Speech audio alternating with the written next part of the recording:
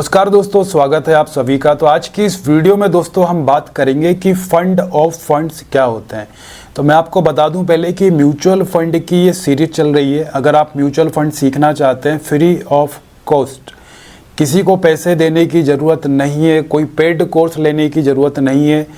जो मैं आपको बता रहा हूँ और जो इससे पहले जितने भी वीडियो बनाए हैं म्यूचुअल फंड पे और जो अभी बता रहा हूँ, आप यही चीज़ अगर आप किसी को पैसे देंगे तो वो सब भी आपको यही चीज़ें बताने वाले हैं, सिखाने वाले हैं। तो अगर आप म्यूचुअल फंड सीखना चाहते हैं, आप चाहते हैं कि भाई खुद से पैसा लगाएं म्यूचुअल फंड में और अच्छा खासा रिटर्न लें, तो ज़रूरत नहीं है, आप पूरी ये सीरीज़ देख लेना। ये लगभग मेरे ख्याल से शायद 12वां वीडियो होगा, इससे पहले 11 वीडियो अपलोड हो चुके हैं। तो ये पूरी आप सीरीज़ देख लेना, इसके बाद आप म्यूचुअल फंड आपको समझ में अच्छे से आने लग जाएगा। और आप जो भी काम करते हैं, आपकी जो भी सेविंग करते हैं हर महीने, जो भी होती है आपकी सेविंग, आप उसको सही तरीके से इन्वेस्टमेंट करना सीख जाएंगे। तो दोस्तों शुरू करते हैं। आज हम सीख रहे हैं, हम जानेंगे कि फंड ऑफ फंड्स क्या होते हैं। तो दोस्तों फंड ऑफ फंड्स ये आपने देखा होगा कई जगह, जब म्यूचुअल फंड की आप इसने अगर स्कीम देखी होंगी तो वहाँ पे आपको ये लिखा हुआ ज़रूर दिखा होगा, फंड ऑफ फंड्स। इसको शॉर्टकट में FOFSB कहते हैं ना, फंड ऑफ फंड्स। तो क्या है ये, क्या मतलब होता है? सबसे पहले तो फंड ऑफ फंड्स क्या होता है? तो ये म्यूचुअल फंड की एक स्कीम है। क्या है ये? म्यूचुअल फंड की क्या है ये? एक स्कीम है।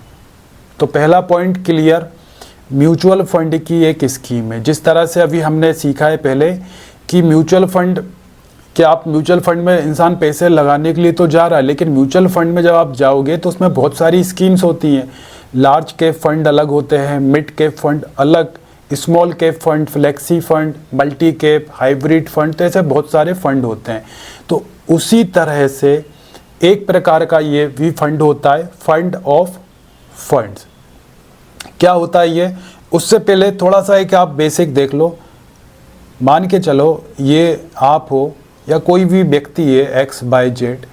अब ये व्यक्ति जॉब करता है, इसकी इनकम मिलती है इसको महीने में, अपने खर्चे वगैरह सब निकाल के परिवार को देने के बाद, सारे मकान का किराया, बिजली, इसके बाद जो भी इसकी सेविंग होती है, तो ये व्यक्ति उन पैसों को अपने घर में तो रखेगा नहीं अगर समझदार है। क्योंकि घर में अगर हर किसी को पता है कि घर में अगर हम पैसे रखते हैं, जो भी हमारी सेविंग है, तो वो दोस्तों जीरो हो जाता है ना। घर में वैल्यू बढ़ती नहीं। अगर आपने आज 100 रुपये घर में रख दिए अपने, और 5 साल बाद देखोगे तो उनकी कीमत, उन पैसों की वैल्यू 100 रुपये ही रहेगी। लेकिन एक समझदार व्यक्ति है जिसको नॉलेज है फाइनेंस की, वो क्या करेगा? जो भी उसने अपनी मंथली सेविंग करी, 1000 रुपये, 2000, 5000, और वो चाहता है कि उसका फ्यूचर ब्राइट हो अगले 5 साल बाद, 8 साल बाद, कभी जब उसको बड़ी रकम की ज़रूरत पड़ जाए तो किसी के आगे उसको हाथ ना फैलाना पड़े। तो ऐसे समय पर लोग म्यूचुअल फंड में इन्वेस्टमेंट कर देते हैं। तो ये व्यक्ति क्या करेगा? इसको अगर इन्वेस्टमेंट करना, इसकी महीने की जो भी सेविंग हो रही है, 1000, 2000, 5000 रुपये, एग्जाम्पल के लिए बता रहा हूँ, तो ये व्यक्ति क्या करेगा? ये व्यक्ति म्यूचुअल फंड के पास जाएगा, कंपनी के पास में, और बोलेगा कि भाई ये हमारे पैसे लो और इसको आप अच्छी जगह लगाओ जहाँ से रिटर्न अच्छा मिले। तो म्यूचुअल फंड वाले क्या करेंगे? म्यूचुअल फंड की जो कंपनी है वो आपके पैसों को कहाँ लगाएंगे? वो आपके पैसों को लगाएंगे स्टॉक मार्केट में। ठीक है, स्टॉक मार्केट में लगा देंगे, या फिर कहाँ लगा देंगे? बॉन्ड में लगा देंगे। तो यहाँ से अब आपका जो पैसा है ना, वो म्यूचुअल फंड वालों के हाथ में। तो यहाँ पे बहुत ही एक्सपर्ट लोग बैठते हैं, जिन्हें क्या बोलते हैं? फंड मैनेजर बोलते हैं, फंड मैनेजर। तो ये आपके इसे पता होता है कि आपका पैसा कहाँ लगाना है, कब लगाना है, गिरते मार्केट में लगाना है या फिर चढ़ते मार्केट में लगाना है, कहाँ से अच्छा रिटर्न बनेगा, इन्हें सब पता होता है। तो ये मैनेजर आपके पैसों को लगाएगा स्टॉक मार्केट में, बॉन्ड में, फिर यहाँ से जो भी रिटर्न बनेगा, प्रॉफिट, वो इसके पास आएगा, और इसमें ये अपनी फ़ीस काट के, ये अपनी फ़ीस यहाँ पे काट के, जिसे बोलते हैं एक्सपेंस रेशियो बोलते हैं। तो ये अपनी फ़ीस, क्योंकि मेहनत कर रहा है, आपको कमा के दे रहा है प्रॉफिट, है ना। क्योंकि ये काम तो आप भी कर सकते थे स्टॉक मार्केट का, आप भी डायरेक्ट स्टॉक मार्केट में पैसे लगा के कमा सकते हो, लेकिन आप क्यों नहीं लगा रहे हो? आप इसलिए नहीं लगा रहे हो क्योंकि आपको नॉलेज नहीं है, आपको शेयर मार्केट की जो प्रॉपर नॉलेज नहीं है। चलो नॉलेज है भी तो फिर क्या, दूसरी कंडीशन क्या हो सकती है कि भाई आप जॉब पे जाते हैं, आपके पास टाइम नहीं है कि आप स्टॉक मार्केट सीखें, या फिर आप डेली मार्केट को वॉच करें, आप समझें कि मार्केट कैसा चल रहा है, अभी कौन सी कंपनी का शेयर अच्छा चल रहा है, कौन से में लॉस होगा, प्रॉफिट होगा। इन सब चीज़ों से बचने के लिए आप तरीका अपनाते हैं कि आपका पैसा स्टॉक मार्केट में भी लगे, है ना, प्रॉफिट भी आए और आपको उसमें समय ना देना पड़े। तो आप फिर म्यूचुअल फंड के माध्यम से और म्यूचुअल फंड वाले स्टॉक मार्केट में लगा के अपना जो एक्सपेंस रेशियो बोलते हैं, उनकी फ़ीस, एक्सपेंस रेशियो मतलब कुछ नहीं, जो म्यूचुअल फंड्स होते हैं वो आपके बदले में स्टॉक मार्केट में पैसा लगा रहे हैं तो वो अपनी एक मेहनताना फ़ीस लेते हैं और फिर बाकी का रिटर्न आपको वो लौटा देते हैं। तो ये तो हो गया, बेसिक सी चीज़ है एकदम। अब हमारे मुद्दे पे आते हैं कि फंड्स ऑफ फंड्स क्या होते हैं। तो फंड्स ऑफ फंड्स क्या होते हैं? तो फंड्स ऑफ फंड्स जिस तरह से आप म्यूचुअल फंड में अगर पैसे आप लगा रहे हो तो आप क्या करोगे, आप किसी एक कंपनी में आपने पैसा लगा दिया, ठीक है। अब ये कंपनी वाले क्या करेंगे, इन्होंने डायरेक्ट लगा दिया स्टॉक मार्केट में, है ना। स्टॉक मार्केट में कहाँ लगेगा? स्टॉक मार्केट में इक्विटी में लगेगा। इक्विटी मतलब शेयर्स, कंपनी के शेयर्स, उनमें पैसा लगेगा। लेकिन फंड्स ऑफ फंड्स में क्या होता है? फंड्स ऑफ फंड्स में क्या होता है कि जो आपका पैसा है वो आप म्यूचुअल फंड को दोगे, ठीक है। जैसा कि हमने यहाँ भी दिया, आप देख रहे हैं पहले वाले कंडीशन में, यहाँ पे आपने म्यूचुअल फंड को दिया तो इन्होंने स्टॉक मार्केट में लगाया आपका पैसा। लेकिन फंड ऑफ फंड्स वाली स्कीम में अगर आप पैसा म्यूचुअल फंड की ये वाली स्कीम अगर आप चुनते हो, सेलेक्ट करते हो आप इसे, तो इसमें आपका पैसा कहाँ जाएगा? इसमें आपका पैसा सबसे पहले तो आप क्या करेंगे, आपने ये वाली स्कीम चुनी फंड ऑफ फंड्स, तो इस फंड के तहत आपने जिस कंपनी का भी म्यूचुअल फंड चुना है ना, सभी कंपनी में ये वाली स्कीम आपको मिल जाएगी। तो म्यूचुअल फंड में आपने पैसा लगाया, अब ये म्यूचुअल फंड वाले जो है ना, ये आपका पैसा स्टॉक मार्केट में नहीं लगाएंगे, डायरेक्ट स्टॉक मार्केट में नहीं लगाएंगे। अब ये क्या करेंगे, ये म्यूचुअल फंड वाले फिर अगेन दूसरे म्यूचुअल फंड्स में पैसे ये लगाएंगे आपके, ठीक है। ऐसे कई सारे म्यूचुअल फंड्स में आपके पैसे लग जाएंगे। तो आपने मान के चलिए, यहाँ पे एक एग्जांपल के लिए आपने 100 रुपये इसको SIP कराई फंड ऑफ फंड्स में। अब इन्होंने क्या करा, आपका पैसा यहाँ पे लार्ज कैप फंड को दे दिया, फिर यहाँ पर किसी दूसरी कंपनी वाले म्यूचुअल फंड में लगा दिया, यहाँ तीसरी म्यूचुअल फंड कंपनी में लगा दिया, यहाँ चौथी म्यूचुअल फंड कंपनी में पैसा आपका लगा दिया। कहने का मतलब ये है कि पहली कंडीशन आप देखिए, इस कंडीशन में आपने सिर्फ म्यूचुअल फंड की कोई दूसरी स्कीम चुनी थी फंड ऑफ फंड्स के अलावा, तो आपका पैसा म्यूचुअल फंड कंपनी ने डायरेक्ट स्टॉक मार्केट में लगाया, है ना। लेकिन आपने जब फंड ऑफ फंड वाली स्कीम चुनी तो इन्होंने म्यूचुअल फंड वालों ने आपका पैसा स्टॉक मार्केट में डायरेक्ट नहीं लगाया, इन्होंने आपका पैसा कहाँ लगाया, दूसरे म्यूचुअल फंड्स में लगा दिया, है ना। तो देखो आप यहाँ पे कितने फंड ऑफ फंड्स में कितने म्यूचुअल फंड्स शामिल हो गए। एक तो पहला म्यूचुअल फंड यहाँ पे आपने जिसको पैसे दिए कि भैया हमारा पैसा लगा दो फंड्स ऑफ फंड स्कीम में, तो इन्होंने क्या करा, आपके पैसों को ऐसे 4, 5, 6, 10, है ना, अलग अलग म्यूचुअल फंड कंपनियों को आपका पैसा बांट दिया कि लो भाई ने आप अपने हिसाब से कहीं भी इसको अच्छी जगह इन्वेस्टमेंट करो, हो सकता है स्टॉक मार्केट में हो, या हो सकता है कि वो म्यूचुअल फंड में ही इन्वेस्टमेंट रहे। तो यहाँ से जो आपका रिटर्न बनेगा फिर वो आपको वापस कर दिया जाएगा फंड ऑफ फंड्स स्कीम के तहत।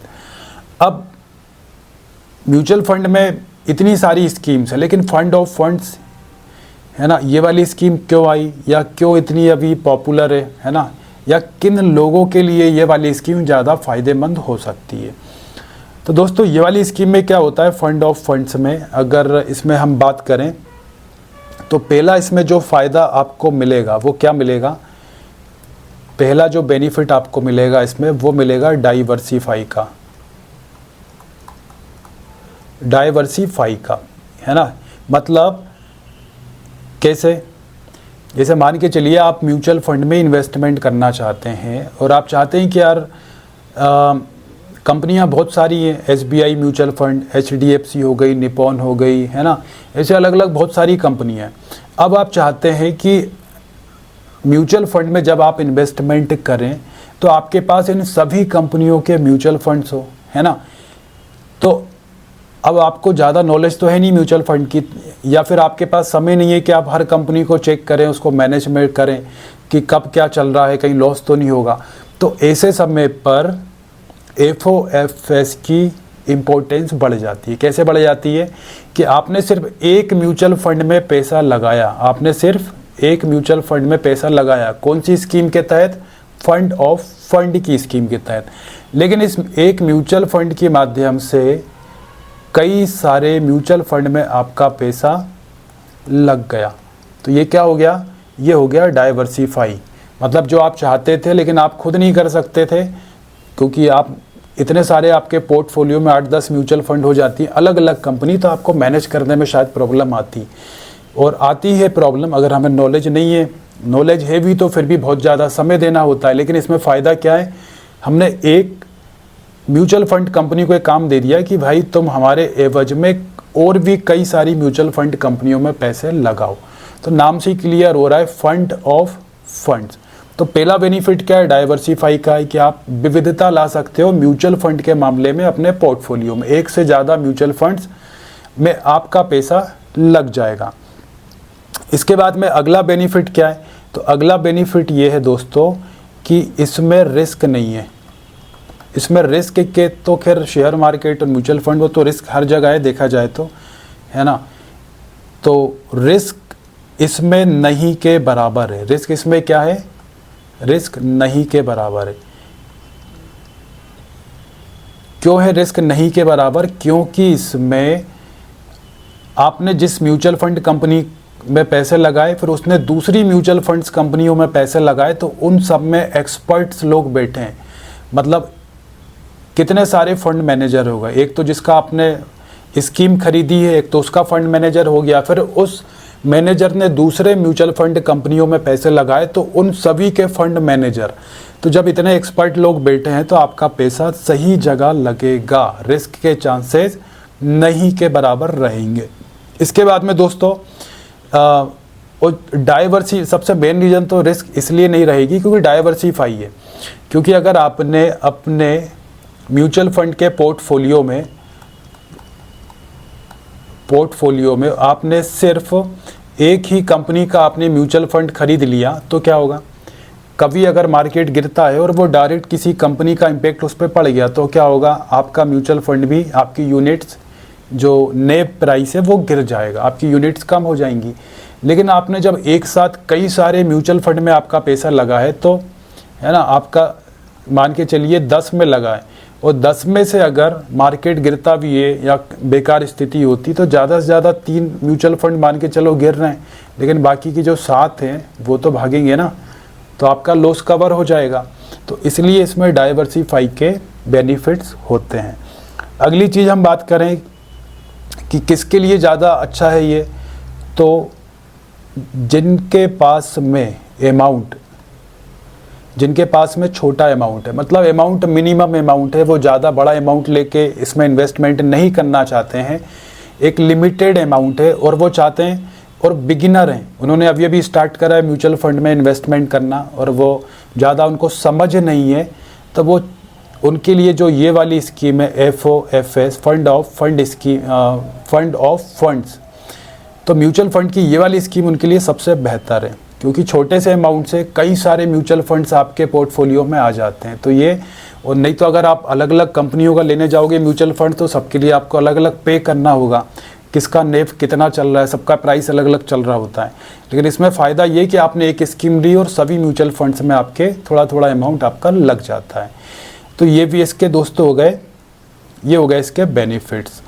अब इसके बाद में दोस्तों बात करें कि कौन कौन से टाइप्स के, किस किस टाइप्स के जो FOFS होते हैं उनके कौन कौन से टाइप्स होते हैं। तो दोस्तों इसमें कई सारे टाइप्स हैं। जैसे कि हम बात करें तो आपको गोल्ड वाला मिल जाएगा देखने को, गोल्ड है ना, गोल्ड के फंड ऑफ फंड्स आते हैं।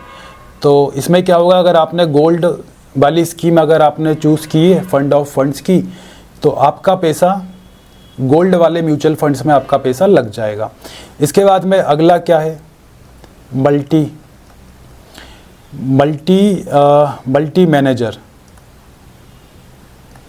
Manager fund of fund. तो इसमें क्या होता है, मल्टी मैनेजर वाले जो फंड्स होते हैं वहाँ आपका पैसा लग जाएगा। नेक्स्ट अगर हम देखें तो एक और इसमें बहुत अच्छा international FOFS, international fund of funds. इसके माध्यम से जो इंटरनेशनली म्यूचुअल फंड्स होते हैं तो आपका जो पैसा है उन म्यूचुअल फंड्स में लगेगा। तो ये हो गया दोस्तों पूरा। अब इसके बाद में आखिरी में हम बात कर लेते हैं कि इसमें अगर आपका प्रॉफिट रहता है तो टैक्स वगैरह किस तरह के लगते हैं। तो जनरली जिस तरह से हम रियल एस्टेट का काम करें या फिर स्टॉक मार्केट का काम करें, तो इसमें भी अगर हमारा प्रॉफिट होता है तो 2 तरीके के हमें टैक्स देखने को मिलते हैं। एक तो होता है शॉर्ट टर्म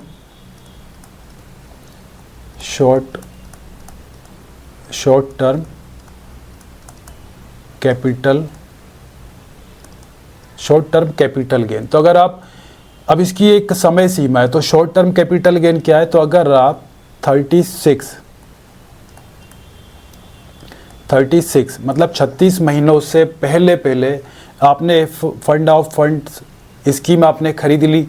अब अगर आपने 36 महीनों से 36 मंथ से पहले अगर आपने अपने फंड को सेल कर दिया, तो फिर यहाँ पर आपको short term capital gain tax आपको लगेगा, है ना। तो short term capital gain tax थोड़ा ज़्यादा होता है। और दूसरा टैक्स क्या होता है, लॉन्ग टर्म कैपिटल गेन। तो हम जब भी शेयर मार्केट में इन्वेस्टमेंट करते हैं, म्यूचुअल फंड में करते हैं या प्रॉपर्टी में करते हैं, तो 2 तरह से हमें टैक्स देने होते हैं प्रॉफिट पे, जो भी इसमें हम रिटर्न पैसा हमारा बनता है। एक तो होता है शॉर्ट टर्म और दूसरा होता है लॉन्ग टर्म। तो अब म्यूचुअल फंड की बात करें तो म्यूचुअल फंड में फंड ऑफ फंड की जो स्कीम है उसमें 36 मंथ से पहले अगर आप अपने फंड को सेल कर देते हैं तो फिर आप पर शॉर्ट टर्म कैपिटल गेन लगेगा, जो कि ज़्यादा होता है।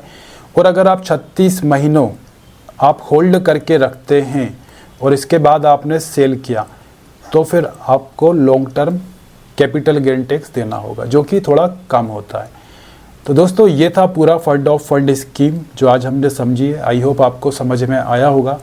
तो वीडियो में इतना ही था। बाकी वीडियो अच्छी लगी तो लाइक कर दीजिएगा और चैनल पे फर्स्ट टाइम आए तो सब्सक्राइब जरूर करना। तो इसके दोस्तों 1-2 वीडियो और बचे हैं, इसके बाद म्यूचुअल फंड वाली जो सीरीज़ है हमारी वो कंप्लीट हो जाएगी। तो वीडियो में इतना ही था दोस्तों, फिर मिलते हैं नेक्स्ट अपडेट के साथ।